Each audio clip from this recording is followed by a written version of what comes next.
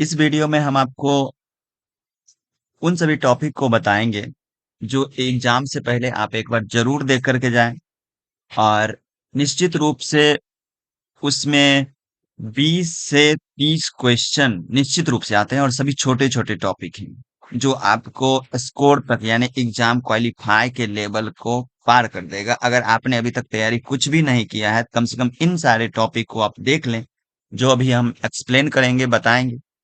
और उन सारे टॉपिक का स्पेशली वीडियो भी है, अगर चाहेंगे तो आप वीडियो भी देख सकते हैं या फिर किसी सोर्सेज से इन सारे टॉपिक को पढ़ें, क्योंकि इन सारे टॉपिक से निश्चित ही क्वेश्चन आ रहे हैं और आएंगे आगे भी। तो ये सब टॉपिक आप एग्जाम से पहले एक बार जरूर देख करके जाएं और एग्जाम में आप निश्चित रूप से बेहतर कर पाएंगे। हम बीच बीच में जिन स्टूडेंट को पता नहीं होगा उस टॉपिक के बारे में एक्सप्लेन भी करेंगे। तो हम आपको दिखाते हैं क्या क्या टॉपिक पढ़ना है। ये जो है एक नोट्स है, रिपीट फायर। आप फास्ट में रिवीजन कर सकते हैं। ये टेलीग्राम पर ये नोट्स पीडीएफ अवेलेबल है। टेलीग्राम का ग्रुप का लिंक यहाँ भी है और डिस्क्रिप्शन में भी होगा। आप इसे स्कैन करेंगे तब भी आप टेलीग्राम ग्रुप में ज्वाइन कर सकते हैं। तो यहाँ पर सारे टॉपिक दिए हुए हैं, तो हम बारी बारी से आपको बताएंगे, समझाएंगे। आप देखेंगे कि किस टॉपिक को पढ़ के एग्जाम में जाएं कि आप अगर 2 घंटा अच्छे से पढ़ लेते हैं तो एग्जाम में 20-25 स्कोर यूं ही कर लीजिए। यहाँ पर हम देखना है आपको। और आप याद रखें, निश्चित रूप से एक बार इस टॉपिक को देख करके ही जाएं, आपके लिए बहुत ही यूजफुल हो। तो यहाँ पर टॉपिक है कुछ दिए हुए। सबसे पहले पूछा क्या जा सकता है। पूछा क्या जा सकता है नहीं मतलब पूछा ही जाएगा, ये आपको सीधे समझना है। यहाँ पर एक टॉपिक है। पहला topic programming language. Programming language से निश्चित रूप से क्वेश्चन पूछा जाएगा। और लैंग्वेज ट्रांसलेटर, प्रोग्रामिंग लैंग्वेज और लैंग्वेज ट्रांसलेटर से रिलेटेड क्वेश्चन पूछा जाएगा। तो प्रोग्रामिंग लैंग्वेज को हम लोग समझते हैं। प्रोग्रामिंग लैंग्वेज एकदम 1 मिनट के अंदर समझते हैं क्या है, और इससे ज्यादा क्वेश्चन होगा ही नहीं। यहाँ पर आप आइए, हम पीडीएफ में आते हैं, आप वहां से रिवीजन भी कर सकते हैं। हम प्रोग्रामिंग लैंग्वेज की बात करें तो हम लोग लैंग्वेज में चलते हैं। कंप्यूटर लैंग्वेज, यहाँ लैंग्वेज एंड इट्स क्लासिफिकेशन। आप लैंग्वेज में चलिए और आप यहाँ पर देखते हैं, क्या देखते हैं। हम लोग चलिए ठीक है, हाइलाइटर लेते हैं।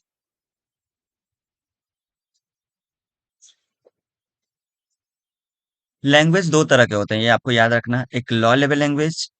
लॉ लेवल लैंग्वेज 2 ही है, एक मशीन कोड और दूसरा असेंबली लैंग्वेज। एकदम फिक्स आप याद रखिए, जो जो हम अंडरलाइन करेंगे उतना ही पढ़िए, उससे ज्यादा पढ़ने की कोई जरूरत नहीं है।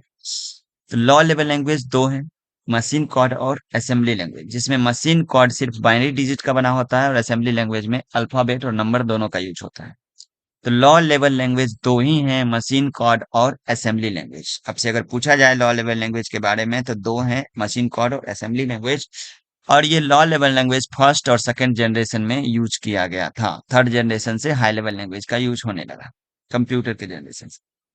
अब आपको पूछा जाता है high level language. High level language को बनाने में सिंबल का यूज होता है, अल्फाबेट का यूज होता है, नंबर का यूज होता है। हाई लेवल लैंग्वेज का एग्जाम्पल ज्यादा इंपॉर्टेंट है। यहाँ पर हाई लेवल लैंग्वेज है जिसको याद रखना है। एग्जाम्पल बेसिक है, एल्कोल है, प्रोलोग है, पास्कल है, सी प्लस प्लस है, कोबोल है। तो इस तरह से अब आपको एक चीज और पूछा जाता है कि ऑब्जेक्ट ओरिएंटेड लैंग्वेज इसमें कौन कौन है। तो आप याद रखिए, ऑब्जेक्ट ओरिएंटेड लैंग्वेज उस लैंग्वेज को कहा जाता है जो इंटरनेट चलाने वाले सॉफ्टवेयर, यानी वैसा सॉफ्टवेयर जो इंटरनेट से यूज होता हो, उस सॉफ्टवेयर को बनाना या फिर एडवांस वेबसाइट बनाने के लिए जो भी होता है, उसके लिए ऑब्जेक्ट लैंग्वेज का यूज किया जाता है, ऑब्जेक्ट ओरिएंटेड प्रोग्रामिंग लैंग्वेज। वो जावा है, जावा स्क्रिप्ट है, उसके बाद जो है सो पाइथन है, पीएचपी है, डॉट नेट है, सी प्लस प्लस है। सी प्लस प्लस का आविष्कारक और सी या सी प्लस प्लस का आविष्कारक डेनिस रिच को माना जाता है। एचटीएमएल है, एचटीएमएल टिम बर्नर्स ली को माना जाता है आविष्कारक। वेब पेज के आविष्कारक टिम बर्नर्स ली हैं। यहाँ पर आपको जो जो अंडरलाइन किया गया वो पढ़ना है। तो लॉ लेवल लैंग्वेज दो हैं, मशीन कोड और assembly code. High level language के एग्जांपल हैं। हाँ, एग्जांपल में इसका फुल फॉर्म भी याद रखना है। तो फुल फॉर्म इसी वीडियो के अंत में फुल फॉर्म भी दिया हुआ है, सबका फुल फॉर्म दिया हुआ है। तो आप चाहेंगे तो लास्ट में जा करके ये रिवीजन करने के लिए आपके लिए ये नोट्स बहुत ही यूजफुल होगा। इसमें शॉर्टकट्स की भी हैं और फुल फॉर्म भी है। तो याद रखना है। हम चलते हैं थोड़ा सा ऊपर। लैंग्वेज ट्रांसलेटर खूब पूछा जाने वाला, निश्चित इससे क्वेश्चन आएगा। तो आपको सबसे पहले जानना है कि लैंग्वेज ट्रांसलेटर जो होते हैं वो तीन हैं। लैंग्वेज ट्रांसलेटर टोटल तीन है, असेंबलर, कंपाइलर, इंटरप्रेटर। और तीनों ट्रांसलेटर मशीन कोड में बदलते हैं दूसरे लैंग्वेज को मशीन कोड में। जैसे कि असेंबलर असेंबली लैंग्वेज को मशीन कोड में बदलेगा, कंपाइलर हाई लेवल लैंग्वेज को मशीन कोड में बदलेगा, और इंटरप्रेटर भी हाई लेवल लैंग्वेज को मशीन कोड में। यानी तीनों का काम होता है, ट्रांसलेटर का काम, तीन ही ट्रांसलेटर है और तीनों का काम होता है मशीन कोड में बदल। असेंबलर तो नाम से क्लियर है कि असेंबली को मशीन कोड में बदल रहा है, कंपाइलर हाई लेवल लैंग्वेज को मशीन कोड में, और इंटरप्रेटर। खास बात यह है इंटरप्रेटर के लिए कि इंटरप्रेटर जो है मशीन कोड में बदलता है, परंतु ये लाइन बाय लाइन बदलता है। अगर लाइन बाय लाइन की बात किया तो आप समझ जाएंगे, लाइन बाय लाइन की बात किया तो आप समझ जाएंगे ये इंटरप्रेटर ही हो। तो इंटरप्रेटर के बारे में अगर पूछा जाता है तो लाइन बाय लाइन बोला जाता है। तो आपने लैंग्वेज देखा, प्रोग्रामिंग लैंग्वेज और ट्रांसलेटर, ये आपका ये topic clear.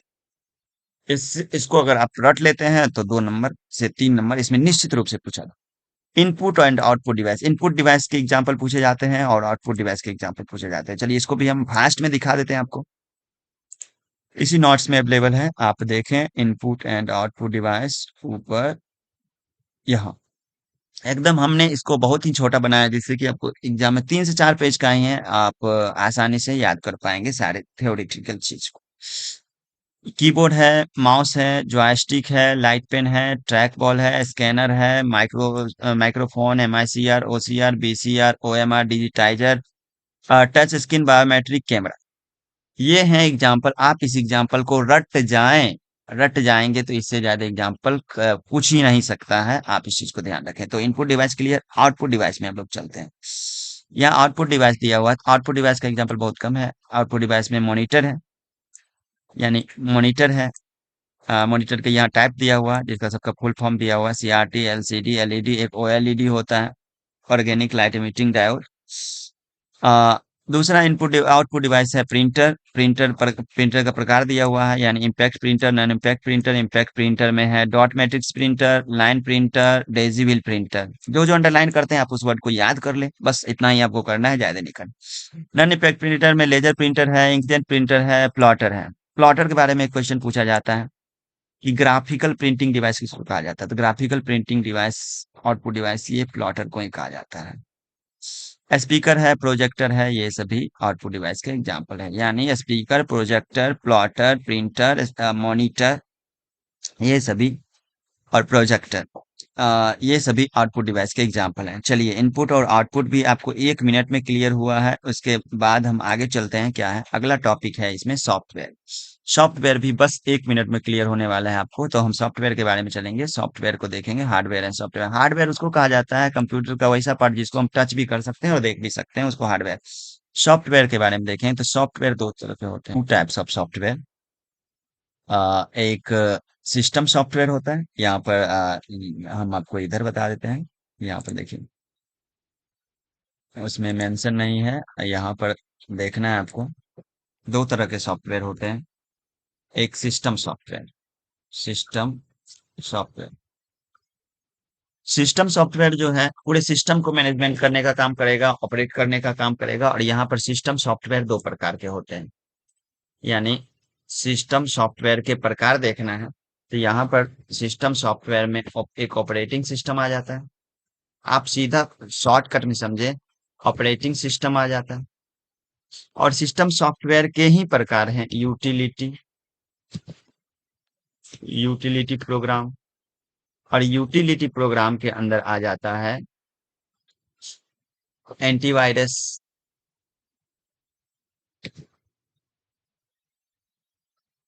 Antivirus software, device driver, disk clean up,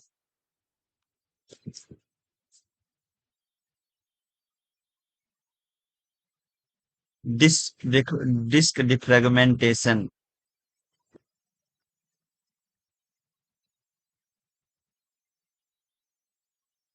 इसके अलावा आपको याद रखना है लैंग्वेज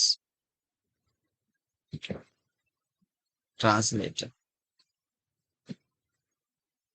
ट्रांसलेटर कहने का मतलब है सिस्टम सॉफ्टवेयर। आपसे अगर क्वेश्चन पूछा जाता है तो सिस्टम सॉफ्टवेयर के भाग कौन कौन है, तो सिस्टम सॉफ्टवेयर के भाग एक ऑपरेटिंग सिस्टम है, यूटिलिटी प्रोग्राम है, और अगर आपको पूछा जाए antivirus software, device driver, disk cleanup, disk defragmentation और लैंग्वेज ट्रांसलेटर किसके भाग हैं, तब भी आप कहेंगे सिस्टम सॉफ्टवेयर के भाग हैं। अब आते हैं सबसे पहले हम ऑपरेटिंग सिस्टम में। ऑपरेटिंग सिस्टम को आप यहाँ देखें। ऑपरेटिंग सिस्टम सॉफ्टवेयर पूरे सॉफ्टवेयर को यानी पूरे कंप्यूटर को ऑपरेट करने का काम करता है। तो ऑपरेटिंग सिस्टम सॉफ्टवेयर दो तरह के होते हैं, एक सीयूआई बेस्ड, इसका फुल फॉर्म याद रखना है, जिसमें कमांड से काम होता है, जिसका एग्जांपल डॉस है। एक जीयूआई बेस्ड होता है जो जिसमें आइकन के द्वारा, पिक्चर के द्वारा कलरफुल समझाया गया होता है, यहाँ पर लिखा हुआ है आइकन, गैजेट्स, ईटीसी, इसके द्वारा समझाया गया होता है। इसके अलावा यहाँ पर दिया हुआ है एप्लीकेशन सॉफ्टवेयर के बारे में। तो यहाँ पर सबसे पहले ऑपरेटिंग सिस्टम सॉफ्टवेयर के बारे में देखिए। तो ऑपरेटिंग सिस्टम सॉफ्टवेयर डॉस है, विंडोज है, यूनिक्स है, लिनक्स है, उबंटू है, एंड्रॉयड है, आईओएस है, मैक ओएस है, ये सभी ऑपरेटिंग सिस्टम सॉफ्टवेयर के विंडो के ऑल सीरीज और जितने भी वर्जन है सभी आ जाते हैं।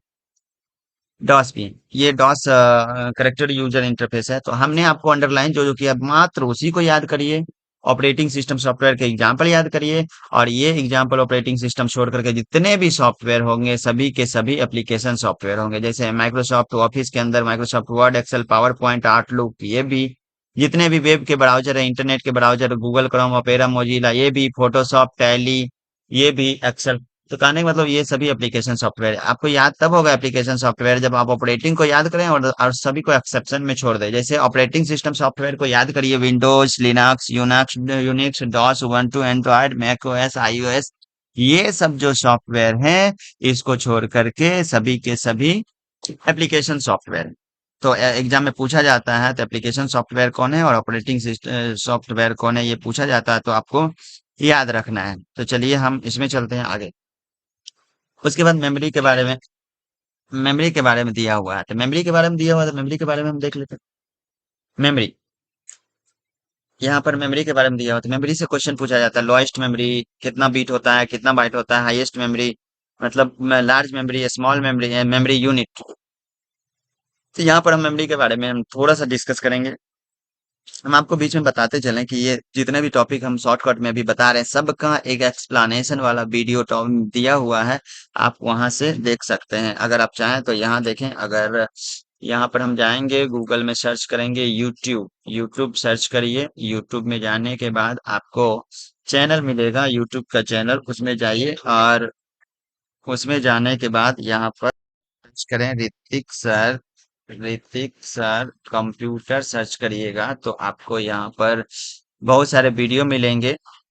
और इसमें आप जाइएगा प्ले लिस्ट में आप जाइए यहीं से, और प्ले लिस्ट में आपको यहाँ फंडामेंटल का पूरा कॉन्सेप्ट मिलेगा। और हम अभी किस टॉपिक पे हैं, तो मेमोरी वाले टॉपिक हैं, तो फंडामेंटल में आपको मेमोरी वाला टॉपिक मिल जाएगा।